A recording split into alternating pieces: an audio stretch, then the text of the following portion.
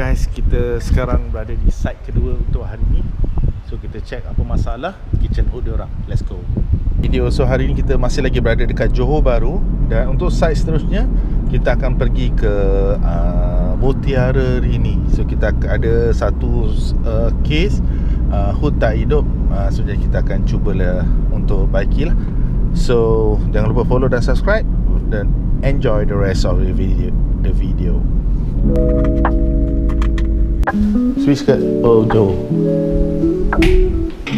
Buka. Nak buka.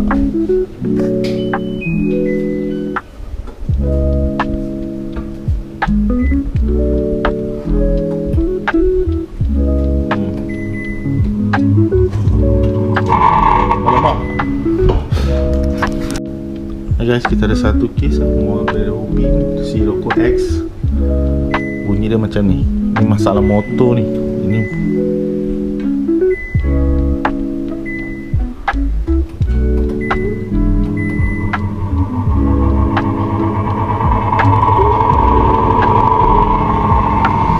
so kita rasa motor ni, kita check motor.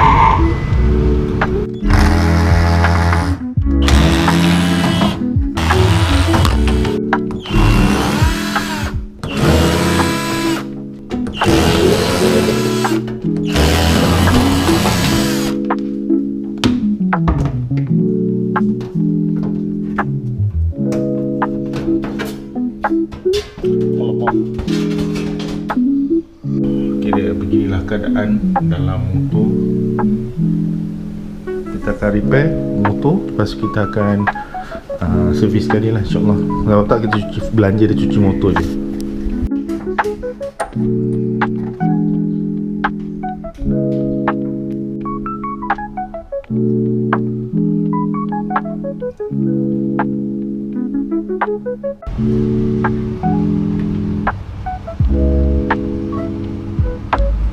Alright guys, tadi kita ada satu case yang motor berbunyi. Kita dah siap repair dengan servis sekali cuci. Kita tengok hasil dia. So semua function, lampu ada.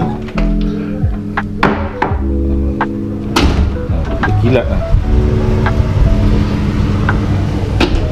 See? Dah tak ada bunyi dah. As good as new. So kalau korang nak repair, coring, installation, repair stop dan sebagainya, boleh PM kami. Minta isi form.